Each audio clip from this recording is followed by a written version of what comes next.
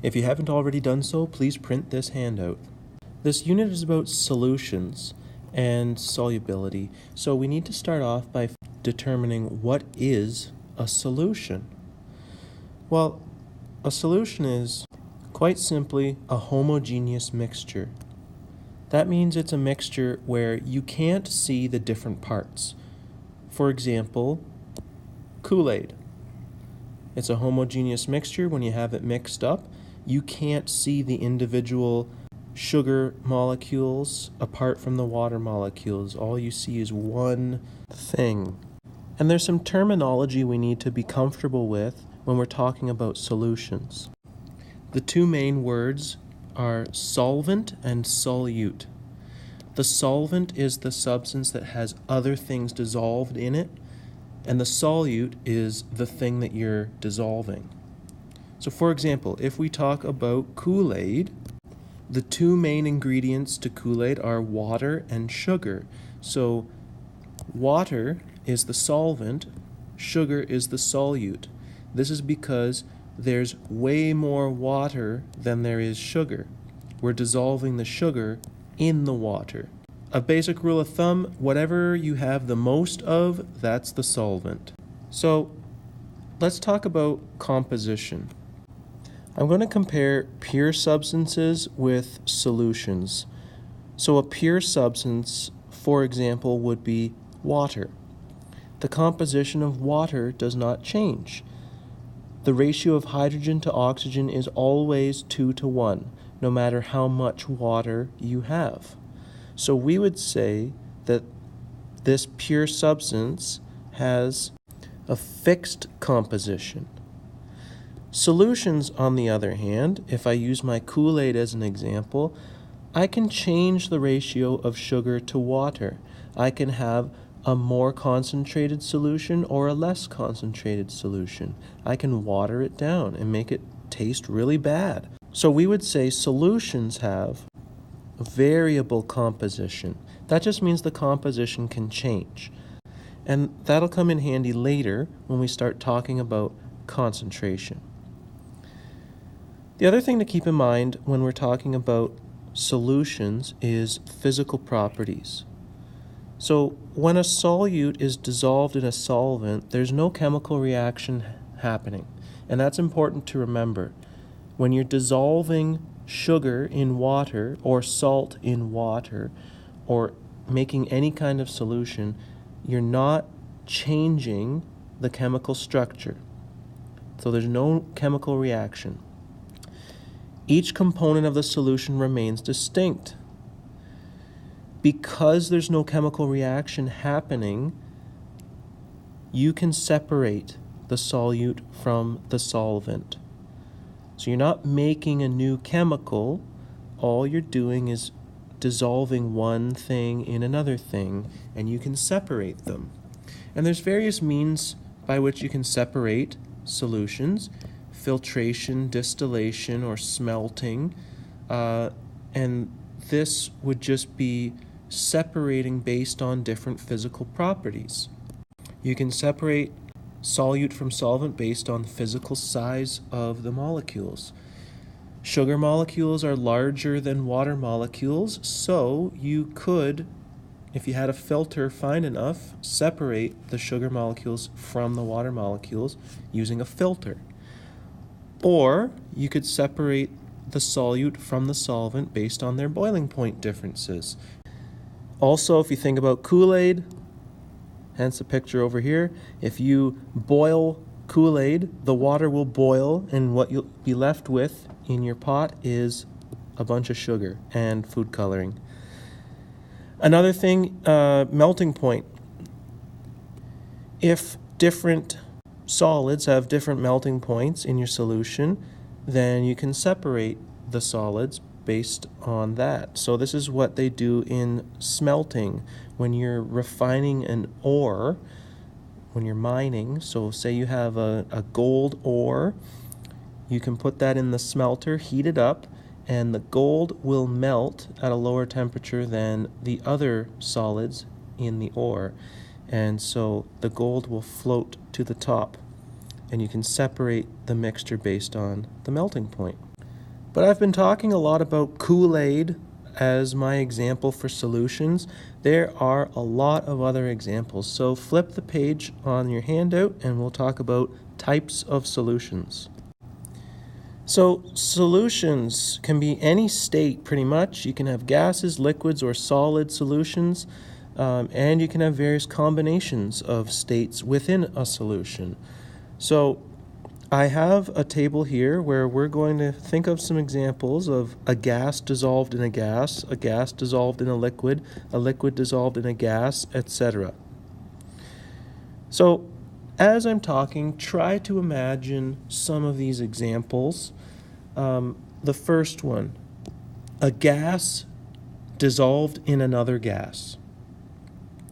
Well, the most common example of this would be air. We have mainly nitrogen gas, but we have oxygen gas dissolved in it as well. So nitrogen would be the solvent, oxygen would be the solute in this case. We can have a gas dissolved in a liquid. My favorite example of this is pop, a carbonated beverage. You have mostly water as the solvent, but you have carbon dioxide gas bubbles dissolved in that solution as well. There's a lot of examples.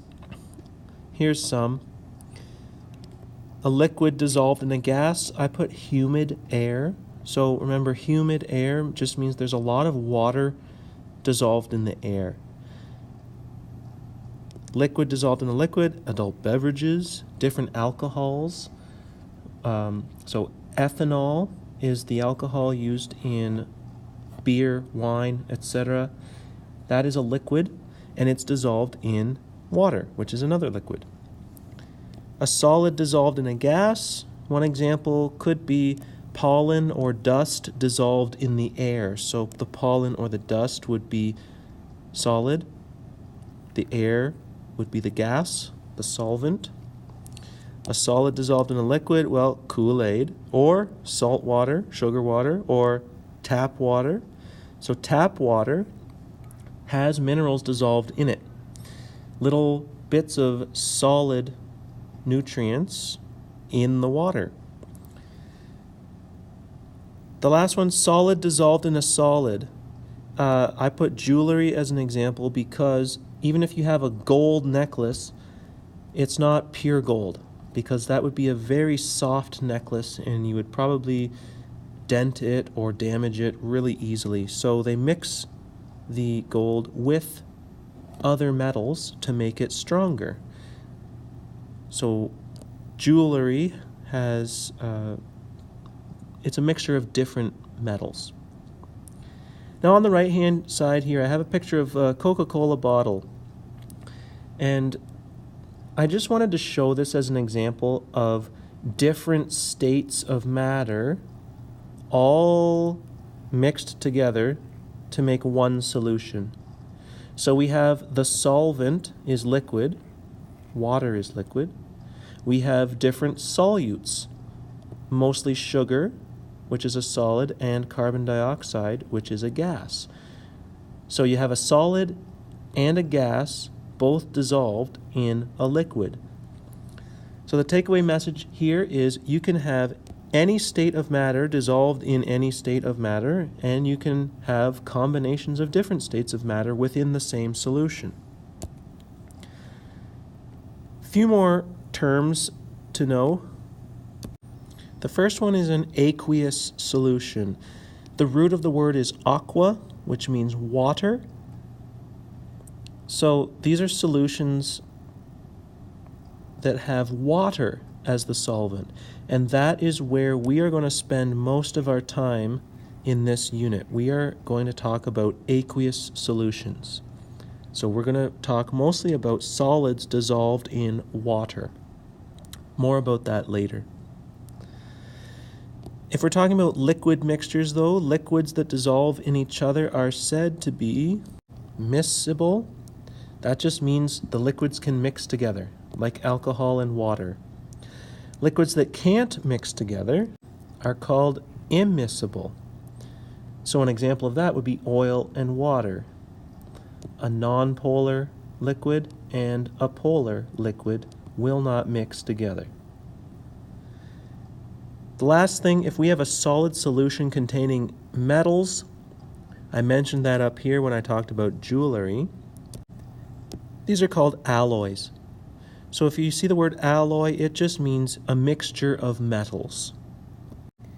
The last thing we're going to talk about is solubility and saturation, and there's just some different terminology that we need to know.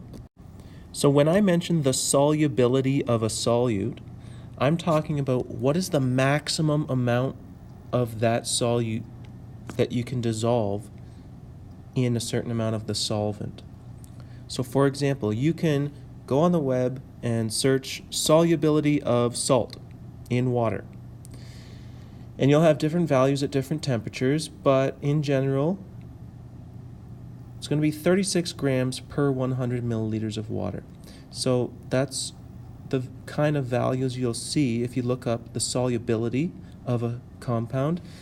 It'll be in grams per milliliters or per 100 milliliters. So what this means is if you have 100 milliliters of water, you will be able to dissolve 36 grams of salt in that water. If you try to dissolve 36.1 grams, you'll have some salt that will not dissolve in that 100 milliliters of water. You'll just have little salt crystals floating around.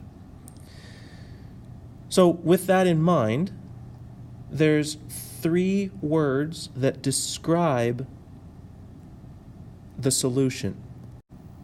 And the words are saturated, unsaturated, and supersaturated.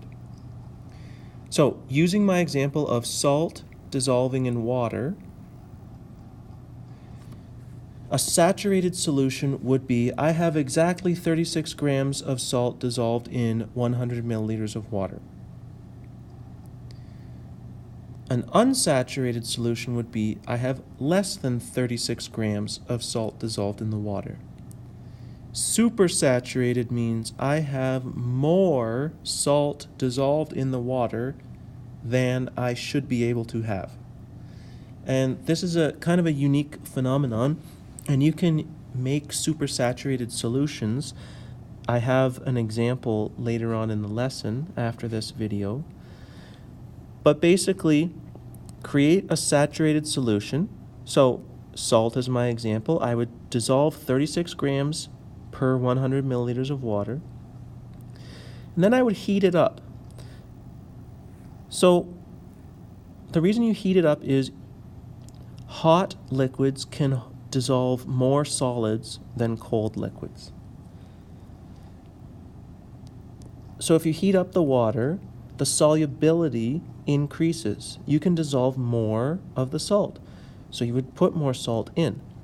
But then, once you cool it back down, there's more solute, there's more salt dissolved in the water than is normal at that temperature.